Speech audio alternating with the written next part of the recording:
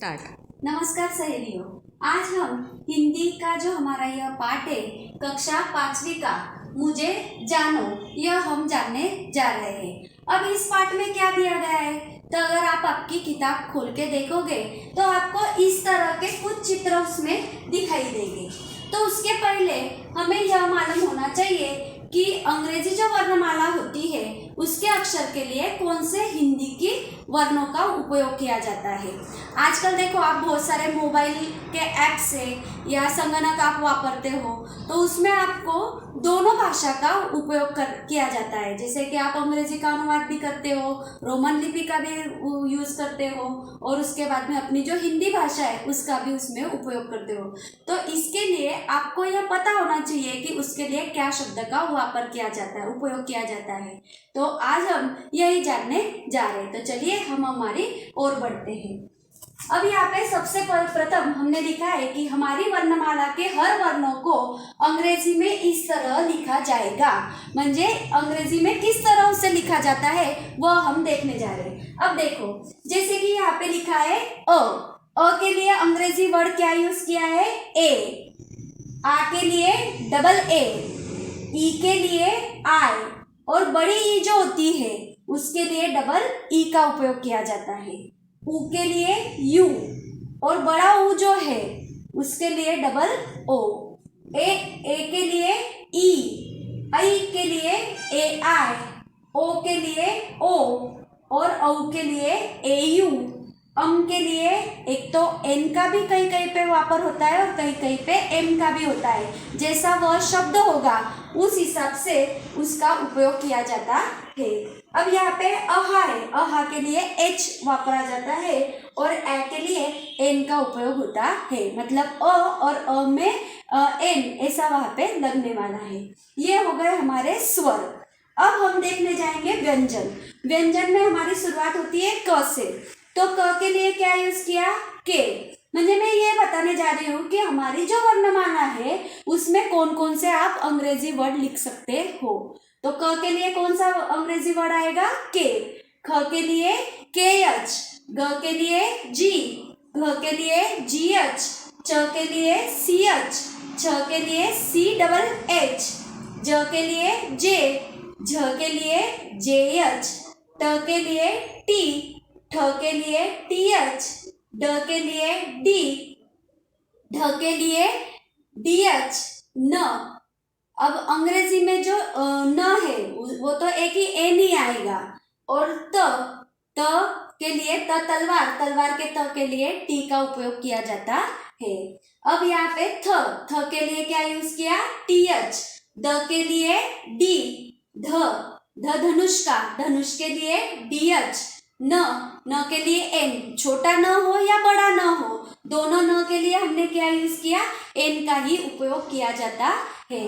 उसके बाद में प के लिए क्या लिया, पी, फ के लिए क्या, पी एच, ब के लिए बी, भ के लिए बी एच, म के लिए एम, य के लिए वाई। अंग्रेजी का जो वाई रहता है वो वहाँ पे यूज किया जाता है।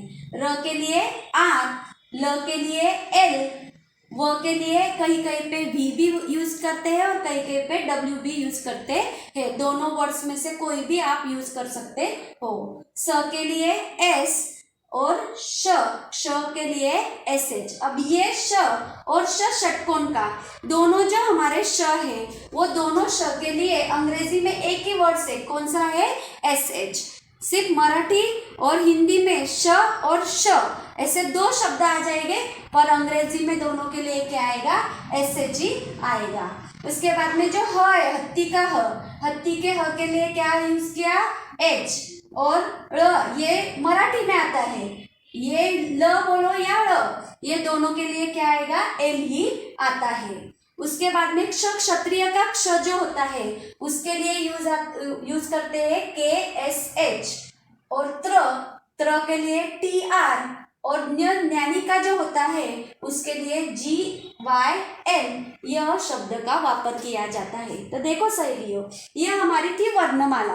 वर्णमाला में हमने हमारे स्वर भी जान लिए कि स्वर के लिए कौन कौन से अंग्रेजी शब्द का इस्तेमाल किया गया, और क से लेके तज्ञ ज्ञानिका वहाँ तक भी हमने जान लिए कि हमें क्या क्या इस्तेमाल करना है।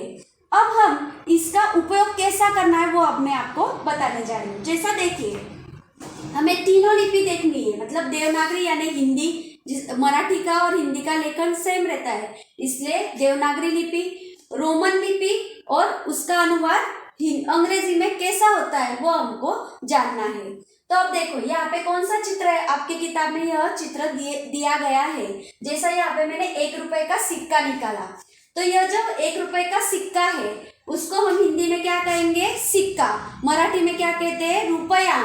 और रोमन लिपि में सिक्का यह शब्द हमें लिखना है, तो सी के लिए क्या यूज किया, SI।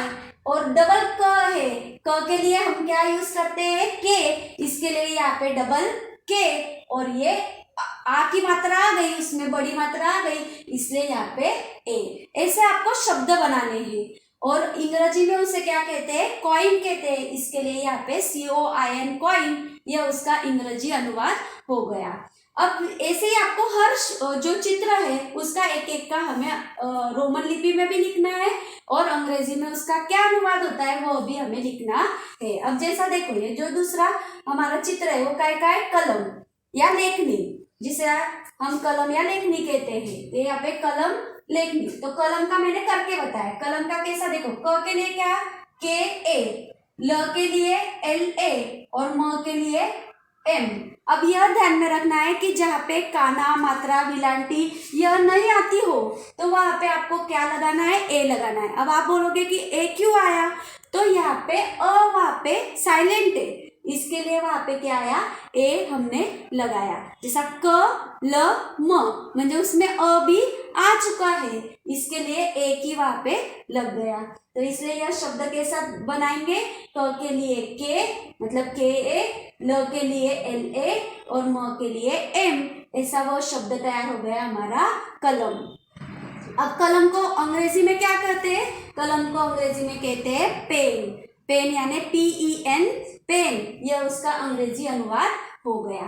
वैसे आगे आपको हर चित्र का बनाना है। जैसे यहाँ पे देखो CD है, आप CD यूज करते हो, भी कोई भी डांस करना है या कोई भी प्रोग्राम करना है तो गाने अगर बजाने हैं तो काय में रिकॉर्ड होता है, CD में।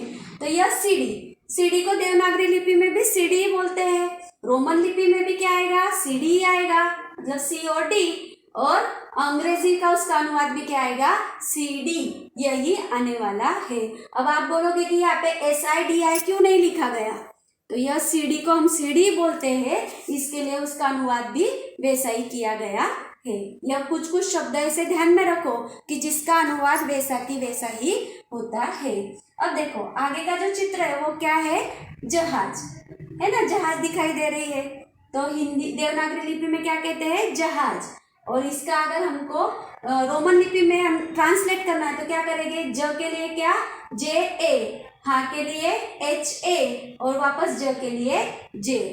तो ये शब्द तैयार हो गया जहाज, और उसको अंग्रेजी में क्या कहते हैं, शिप, SHIP, शिप, ऐसा यह शब्द हो गया। अब आगे क्या दिया है हमें, प्याला, जिसे आप रोज सुबह सुबह चाय जिसमें पीते हो ऐसा। तो देवनागरी लिपि में उसे क्या कहा, प्याला, और उसका प्याला, प्या बोले तो आधा प है, इसके लिए प, पी, और या है, या के लिए YA और ला के लिए LA। तो ये शब्द तैयार हो गया PYALA, प्याला। और अंग्रेजी अनुवाद क्या हो गया, कप, CUP, कप, कप यानी कप। आया ध्यान में। वैसा अब आखिरी का मैं यहाँ पे बताने जा रही हूँ। ये आपको काय का चित्र दिख रहा है, ब्रश। आप पेंटिंग करते हो तो ब्रश का इस्तेमाल करते हो, तो ब्रश को कैसा लिखेंगे, हिंदी में तो ब्रश ही लिखोगे, देवनागरी लिपि आ गई। अब ब्रश रोमन लिपि में कैसा, BRUS, जैसा हम बोलते हैं वैसा उसका आएगा। तो ब्रश, और इंग्लिश में भी क्या आएगा, ब्रश ही, तो इसके लिए उसका स्पेलिंग तैयार हो गया BRUSH। यहाँ पे उसका अनुवाद हुआ BRUSH। ऐसे मतलब इंग्लिश में भी कुछ कुछ शब्द वैसे की वैसे लिखे गए हैं और कुछ शब्द का क्या किया गया है, अनुवाद किया गया है। तो जैसे कि हमने सीढ़ी यह शब्द देखा, ब्रश यह शब्द देखा कि यह जैसे कि वैसे ही आए गए। सहेलियों, यह जो हमारी जानकारी है, आप अब मोबाइल बहुत से बार आप यूज़ करते हो तो उस टाइम पे आपको यह काम में आने वाली चीज़ें, तो इसका सराव कीजिए। अपनी जो गृहपाठ की वही है, उसमें यह पूरे जो वर्णमाला हमने देखी वह पूर्ण वर्णमाला आप क्या करो, लिख लो। और जो चित्र हमारे किताब में दिए गए हैं वो पूरे किताब के चित्र का ऐसा अनुवाद करके उसमें लिख लो। और ऐसे बहुत सी आपको जो जो चीज़ें याद आएगी तो उसका भी अनुवाद करने का प्रयत्न करो, मतलब आपको यह आसानी से आएगा। धन्यवाद।